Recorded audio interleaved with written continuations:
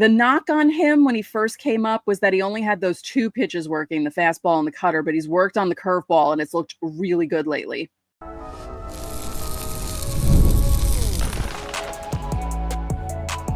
You are Locked On Yankees, your daily New York Yankees podcast. Part of the Locked On Podcast Network, your team every day. Welcome to Locked On Yankees, which is part of the Locked On Podcast Network, your team every day. Thank you for making us your first listen every day. I'm Stacey Gotsoulias. Today's episode is brought to you by FanDuel. Football season is around the corner. Visit the FanDuel app today and start planning your futures bets now. With me, as usual, my co-host, Brian McKeon. Brian, you're home. Fresh off a plane in time to do Locked On Yankees. Looking forward to it. Yeah, before we get started, don't forget, subscribe to Locked On Yankees on whichever podcasting platform you prefer. Subscribe to our channel on YouTube. We passed 9,800 subscribers, so thank you for that. Like our videos, hit the bell so you're notified whenever our videos go live. And you can join us on TikTok. If you're there, follow us if you can at LockedOn_Yankees. On today's show, we preview Game 2 between the Yankees and the Nationals. We take our Tuesday trek through the minors because the minors' seasons are winding down. But first, this is the kind of game the Yankees needed to win. You have to beat a bad team, right? But this is what they do, right? This is what they do. They beat up on bad teams, make themselves look good, and then lose to a good team. The Nationals have the second worst ERA in all of baseball. It's in the 5.3s as a team ERA, which is brutal. I have a hard time taking a lot out of this win. Like they played well and they won the game, and that's great. But they scored 10 runs on a team that's awful. Like, are we surprised? They should beat teams that are this bad. They should beat teams that are good. Well, yeah. This is what we were talking about after the Boston series, that they needed to do this. So they did. No, I know. It's just like we sit here and because I know what the boom quotes are going to be post game, and I know what the team's going to talk about tomorrow, and I know what the pregame is going to be tomorrow. Is they scored 10 runs yesterday, and look what this offense is capable of, and all those kind of things. But the truth still holds. They do this against poor teams. Right. The Nationals have a 5 ERA as a team. They're the second worst in baseball. So yeah, this is expected. But if this were Boston here for a 5th game, would they have beat them? It's possible. But it's also not possible. But it's possible because they got the one win under their belt and they were riding high off that one win, and it would be possible that they could go into a second. But they didn't play Boston for 5 games. Thank God. Don't you feel like we know where this is heading, though? They're going to win this series, and they're going to play really well against Chicago, and they'll win that series. And not necessarily. Chicago is kind of playing okay lately, and they're playing well against teams in their division lately. So Chicago's not much of a rollover team. The Nats, yes, but Chicago, not recently. Yeah, but they are better than Chicago. Chicago still doesn't have 50 wins on the year, so they should be able to play Chicago well. And then it just feels like after the Chicago series, when they head to Houston, it'll be rinse, repeat. Then they'll play a good team. And we'll see how we feel then. I just feel like they'll come up a winning streak going into Houston, and then we'll actually, have a real taste test at that point. Well, let's talk about the good things, like Schlittler, because he looked really good. I know it's the Nats, but the Nats have been known to, as bad as they are, beat up on the Phillies in games. So, because it's baseball. So 6 innings, no runs, 4 hits, 3 walks, 8 strikeouts, 96 pitches.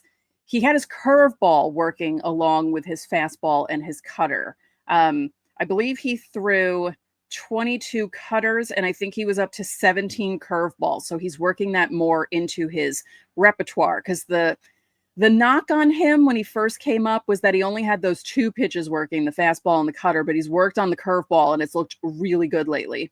And that fastball velocity, like he's locating up in the zone really well, and he's consistently throwing over 97 miles an hour. It's really close to 99 in a lot of his pitches, which is really, really solid.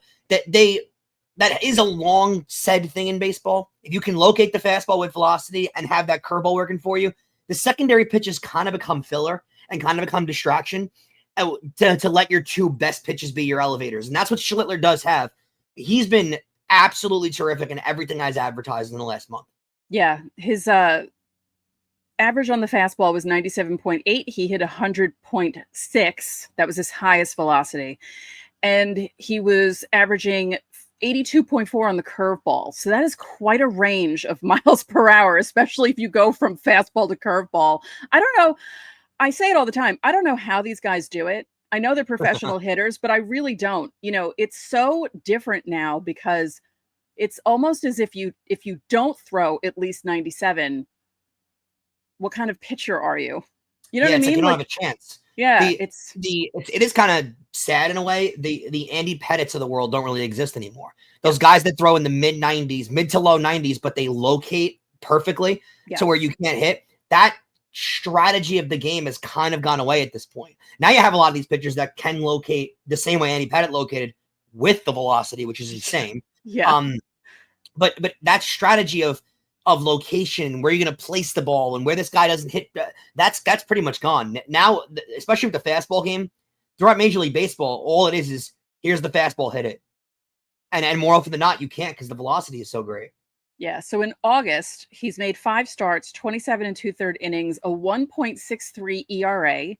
He has a 188 batting average against and 31 strikeouts to 10 walks. Exactly what the Yankees want to see. I think they'd rather a little bit of a lower Ks to walk ratio. But other than that, I mean, and they love the strikeouts. Again, we've discussed that. They develop these guys to be strikeout arsenal guys. That's what they look for. And they're getting that. So you have to love what you've seen out of Schlittler. And if they make the postseason, he is going to be a part of a postseason run, I think, at this point. I think he's proven it would himself. be him over Heel if Heel doesn't pick things up. That's a very good point, a very interesting point, though, because Heel does have that I guess little bit of experience in the repertoire of last year, being the rookie of the year and stuff. Like there is something there with Heel that I think they trust. But yeah, I don't know how you really have much of an argument against other than that, though, because Schlittler has been that good. And Heel really, he's been good at times, but I feel like this is one of those things we always discuss. You miss a whole season, it's impossible to get back to your normal self. Right. Like he might not get back to his normal self until mid-September at this point. Or I think until next year starts. Yeah. You miss a lot, Stacey. Guys miss a big portion of the year and they come back and they're never their normal self because you don't, there's no way to replicate a normal season coming back. He's still in mid-April right now. Yeah, I'd agree. Yeah. So scoring wise, let's talk about some numbers. So Rice's solo shot that made it 2-0 was 435. He really crushed that ball. Jazz with his 25th home run of the season, 3rd homer in the last 2 games, 6th in his last 13 games. Yeah, great. The power number's been there for him. And that Judge ground rule double too. If you notice that in the at bat prior in the game, I think it was in the 5th, it was the same kind of thing where he pushed it off to right field. The exit velocity on that ball must have been 156 miles an hour. The fact that the right fielder was able to make the play was unbelievable because I thought Judge saw the ball really well in this game. Didn't finish with a home run, but I think he saw the ball really well. It does feel like over the last couple of days, he is making that turn into feeling more like himself at the plate, which is really good for the Yankees. Jason Dominguez hit his 10th home run of the season. That put them up 10-0. He's now the 10th Yankee with double-digit home runs in 2025. So he joins Judge, Grisham, Chisholm, Bellinger, Rice, Wells, Volpe, Stanton, and Goldschmidt. Yeah. I wonder if this becomes a storyline in the offseason of Dominguez's power, because I don't think anyone expected him to be a 10 home run guy. I think he was advertised as a 30 home run guy. So especially with the way he played at the end of last season. So it'll be interesting to see how he winds up looking up, like how we wind up discussing Jason Dominguez as a hitter going into next year, because I don't think 10 was on the repertoire of anyone. I think he's been an awesome hitter and he's really put the ball in play a lot, but 10 home runs doesn't feel like the number we all expected him to get to. Right. Caballero started in place of Anthony Volpe, which we knew was going to happen on Monday. They said before Monday's game that Volpe will be back in the regular lineup for Tuesday's game tonight. And Boone also said that he believes Volpe is the shortstop. Now, listen to this. I saw this on Reddit. So apparently Joe Madden thinks that Volpe should be sent down for a couple of weeks. I think that should have happened probably a month and a half ago. At this point, what does that do? Like, not now. Why? Yeah. You know? At this point, I don't know what that does. Yeah. And honestly, if if Anthony Volpe is this player like he's playing now, which I don't fully believe that he is, but if he is, the milk's out of the udder. They called him up too early. He needed more time in the minor leagues. Putting him back there now, we know what's going to happen. They're going to send him down. He's going to hit 380, and they're going to call him back up because he's going to dominate. He's seen major league pitching now for 3 years. Yeah, he's going to dominate AAA. We all know that. I don't think that does that do anything for him at this point in his career. I don't really think so. No, I think he's going to go down, and it's going to be an Oswaldo Peraza situation. I think it's go down instead of benching him for a while. Like go down, get the reps in instead of wasting time on the bench. I think that's the thought behind that. Does he need reps, or does he just need time to sit and reflect? Right? Because we know he has the major league talent. We're not sending him down to work on something. His game is a mess right now. I think he needs time to reflect mentally more than he needs time to. Well, do you think maybe he needs time to work on his game? There's so much to work on. He's going to work on everything now. That's why I said this should have happened a while ago. The minor league season's over in a week. Yeah, well, you send him down to play 5 games. Yeah, you know what I mean? But what do you like? You know what I mean? It doesn't. What is he helping Scranton right now? Right. I don't think it does anything for him right now. And again, I think it's hard to send down a player who's been a major leaguer for 2.5 years, right? Or 3 years, pretty much. The milk's out of the udder. He's a major leaguer at this. Do you remember in 2005 when Giambi started off horribly and they wanted to send him to the minors, and he had been in the majors and he was like, I'm not going down there.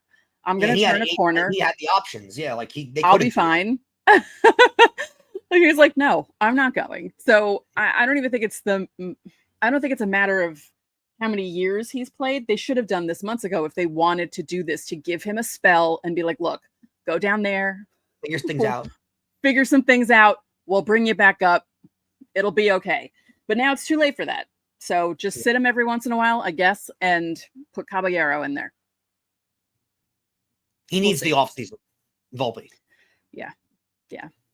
All right, don't forget, subscribe to the channel, hit the like button on our videos, hit the notifications so you know when our videos go up. You can also join the Locked On Yankees Insiders Club. The link is in the description. You'll get texts from us. You can text us questions, comments, reactions to trades and signings. We send you the lineups during the season, any roster moves and breaking news so you don't have to check social media. There is a 14-day free trial. Coming up, we take our Tuesday trek through the minors next. Today, August 26th, is officially FanDuel Futures Day, a brand new holiday for football fans who live for bold predictions and preseason hunches. For just 24 hours, FanDuel is giving you deals on NFL season predictions. So whether you're calling your MVP, eyeing a long shot division winner, or ready to crown your Super Bowl champ before week 1 even kicks off, this is your moment. You guys can bet on MVP races, whoever you like the most. Mahomes, Burrow, Allen, they're all available right there on FanDuel. Plus, you can crown your champion as early as August. So you can get your Super Bowl picks in. If you want to be the smartest one in your friend group, I advise to do that too. Plus, FanDuel allows you to parlay your division winner dark horses. Visit the FanDuel app today and start planning your futures bets now, because Futures Day is one day and one day only. FanDuel, play your game. Guys, we have an important request for you. Locked On wants to hear from you. We've put together a survey to learn more about our listeners and make your favorite podcasts even better. This is your chance to tell us what you like, what you don't, and answer questions about our advertising. Go to lockedonpodcast.com/survey to get started. Everyone who completes a survey will be entered for a chance to win one of 10 $100 Amazon gift cards. Again, that's lockedonpodcast.com/survey. You can also find the link in the show notes. Thanks for helping us out. Stacey, it's time for our Tuesday trek through the minors, and you can start it off with Scranton. Yeah, so Scranton's season ends September 21st. They're currently 74-49 overall. They're 36-15 in the second half, and they're in the mix for a chance to play Jacksonville for the International League Championship. Now, they have to fight 3 other teams for that spot. And if they do and they beat Jacksonville, they get to go to Las Vegas, where you just came back from, for a chance to play the winner of the Pacific Coast League winner for the AAA title. So yeah, and good luck, because the Las Vegas team out there plays at an outdoor stadium, and when I left, it was 105 degrees.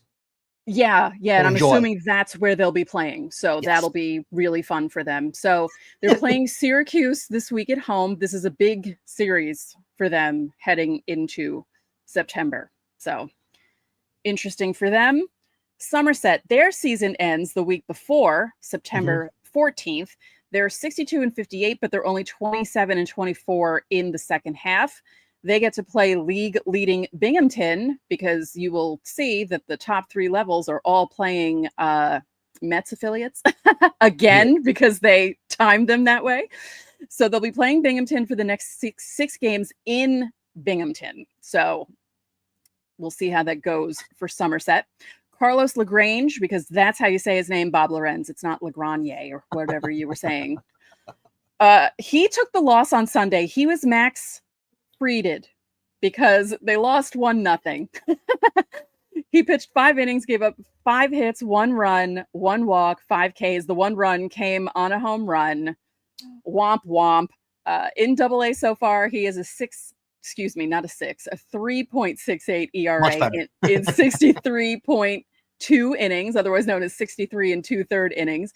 He's given up 43 hits, 29 runs, 26 of them earned, 4 home runs, 83 Ks to 41 walks. And overall, between the levels, his ERA is 3.84. That works out to 105 1/3 innings. And most importantly, he's getting a lot of reps in 2025 because he only pitched 21 innings due to injury in 2024. And they love his stuff, specifically his curveball, which has absurd spin rate attached to it. So we'll see. It looks like at this point, though, he'll be starting next year in Somerset.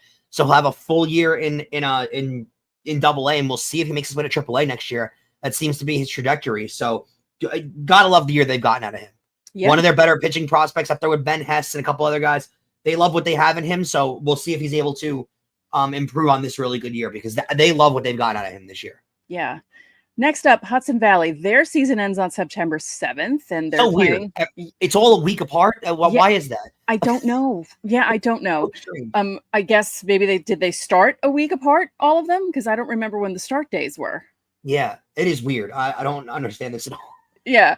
So their season ends September 7th. They're playing Brooklyn. They're 72-45 overall. They're 34-19 in the second half. Now, Greensboro is ahead of them with a 37-17 record.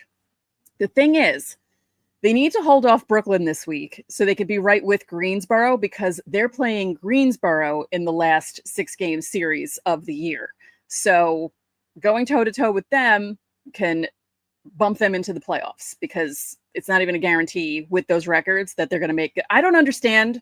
Yeah, that's a really good record to not make the postseason. Yeah, I really don't understand how teams with such great records can't get in because they didn't do well in the first half and another team won the first half title. And it's just really strange how they broke that down. I don't understand why the minors did that. If you know why, do you know why? I don't. I have no idea at that level of the minor leagues. I gotta be honest with you. Okay, if you know why they did this, please let me know. Let us know in the comments. Thank you. Because every time I see that, I'm just like, then what's the point of the second half? I mean, I kind of get it, but I don't know. Could you imagine if they did that on the major league level? The Yankees would be great. They'd have a couple of championships in the last couple of years at this point. Yeah, actually, yes, they would win the first half all the time. Yeah. Moving down to Tampa, they also end September 7th. And poor Tampa, they had to play an 8-game series against Dunedin, the Blue Jays. Dunedin. Yeah. Because of some rainouts that they had to make up. But they did win the series 5-3. Now, it doesn't really matter because they're 56-60 and they're 20-31 in their second half. So they're not really going anywhere. And they're not going anywhere so much that they had a rainout, a double-header rainout on Sunday, and it's not even being made up. They're just like, just whatever. Yeah. We don't even need to play these games. I do feel for these teams having, especially because, the minor leagues are not too glamorous. They're not exactly staying in a double tree. So to be spending their time in Dunedin to play the Blue Jays, probably in something off the side of the road, not too glamorous. The whole week. Yeah. And then neither one of the Dominican Summer League teams, the Bombers nor the Yankees, made the playoffs. We were pulling for them. Darn it. So that season is over. And obviously the complex league has been over for a few weeks. So yeah, there's our Tuesday trek through the minors. some teams have chances to make it into the playoffs. Others don't. They're just playing it out for the next couple of weeks. And we'll see what happens with them. Yeah, looking great. And I love to see the prospects developing. It's going to be really interesting to see what they do for next year. Yeah. Next week, we'll look at more. I will go through more individual performances with some of the bigger names that you guys know, and we'll catch up with them. Like Brian had mentioned Ben Hess. We'll talk about Ben Hess, and we'll see how other guys that are doing, because that's the fun part of looking at the minors. Because we know how good they are, so they can trade them in a year or two for a rental. Yeah. Any of the catching prospects, they'll probably trade them all away because they already did. They love doing that. Yeah. Coming up, we'll preview Game 2 between the Yankees and the Nats in the Bronx, and we'll tell you about some news from around the league next. Time to fuel up and turn it up with 5-Hour Energy Transfusion. This grape, ginger, and lime flavored shot brings you the iconic taste of a golf course favorite to a non-alcoholic boost. Perfect for sinking birdies or making great memories with friends. It's a hole-in-one for your energy game. Whether you're out on the course, just need a little extra push to power through your day, 5-Hour Energy Transfusion delivers the clubhouse flavor you love without ever having to leave the green. Golf is all about good times with good people and good flavors. The grape, ginger, lime flavor of 5-Hour Energy Transfusion gives you the best parts of your clubhouse go-to without leaving the course or chasing down the beverage cart. Now you can amp up the fun even more. Just buy, snap, and enter for a chance to win a dream golf trip for 2 to any golf tournament in the United States. Tee up that trip. Visit 5hewin.com for full rules and entry. No purchase necessary. Excludes the Masters tournament. Ends October 31st, 2025.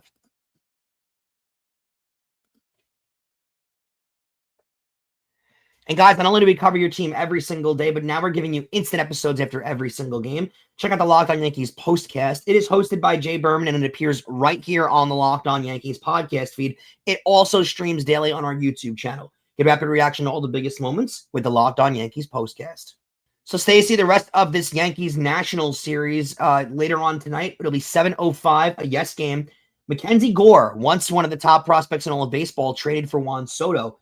5-12 with a 4.11 ERA. So, like I mentioned, part of that Nationals' second worst ERA in all of baseball, a high contributor to why that ERA is where it's at.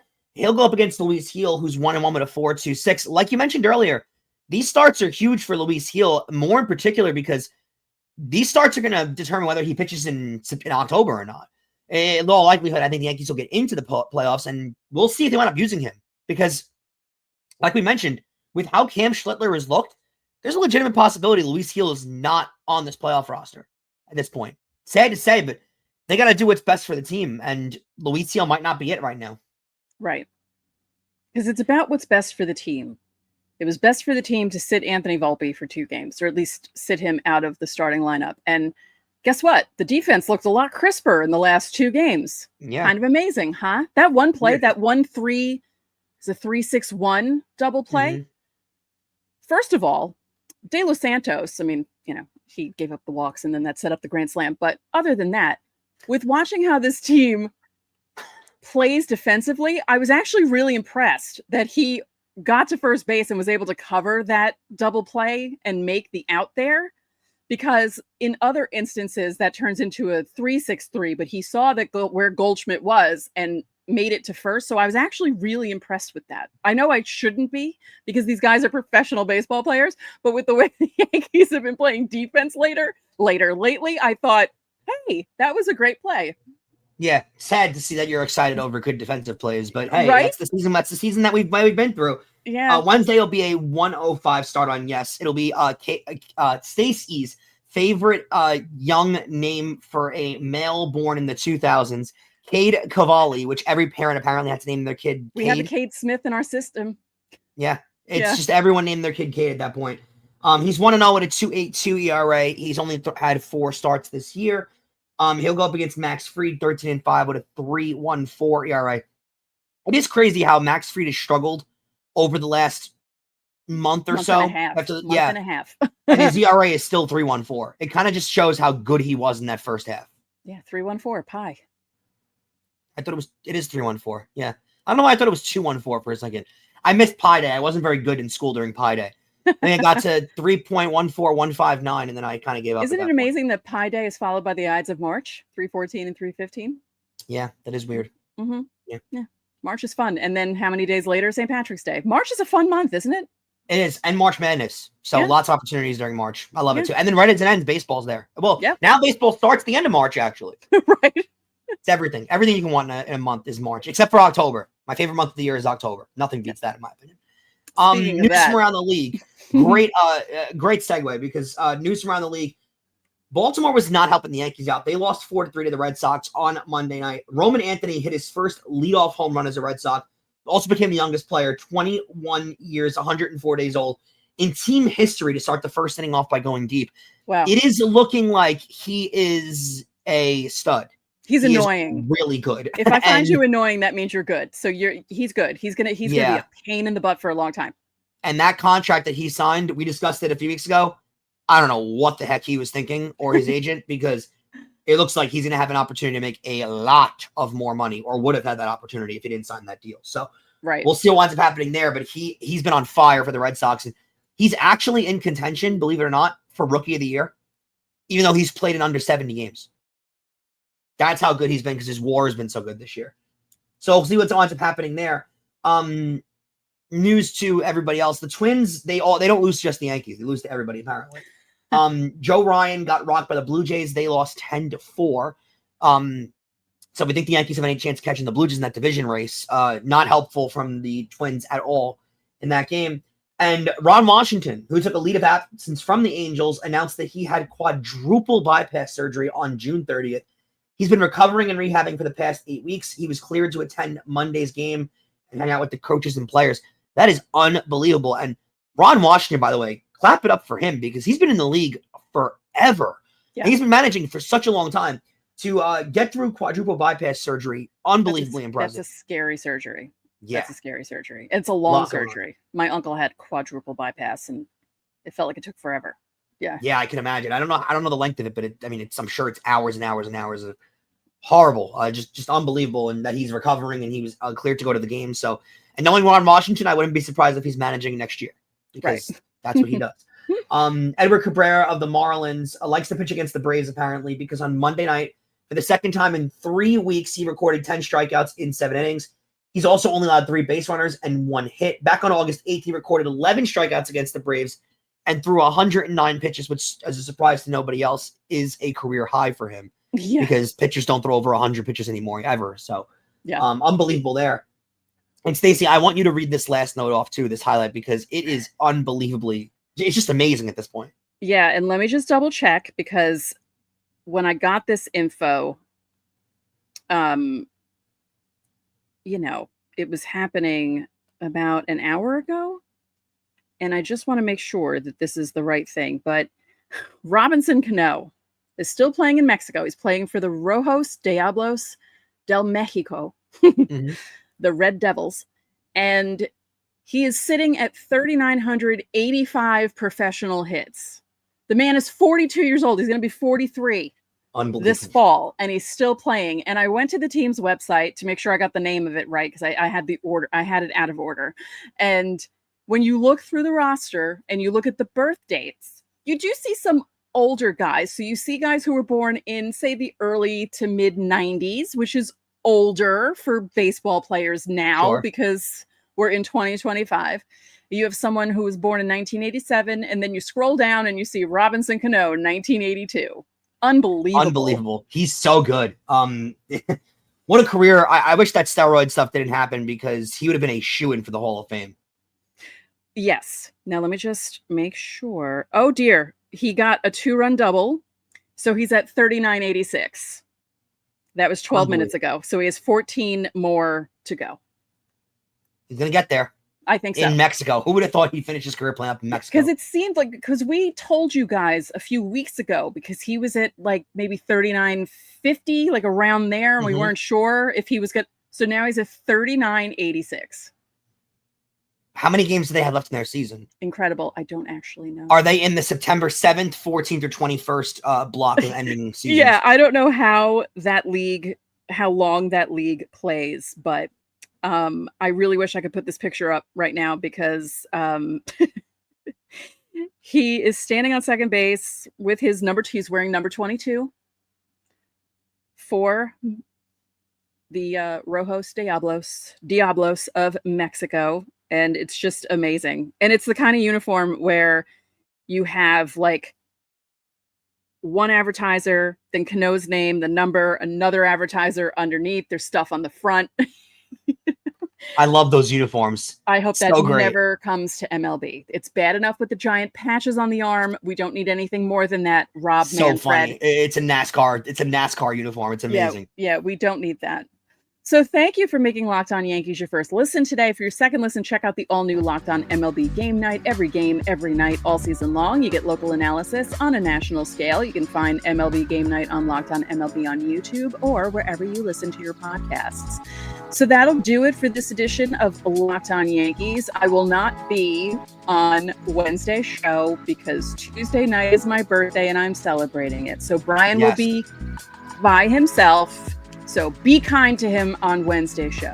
We're giving Stacey the much deserved birthday day off, and I do want to wish from me and from all of our Locked On Yankees fans and our 9,800 plus subscribers a happy birthday to you. Enjoy your day. Enjoy stuffing your face with all that cake that you deserve. Thank you very much. So I'm Stacey Gotsulias. And I'm Brian McKeon. I will catch you tomorrow.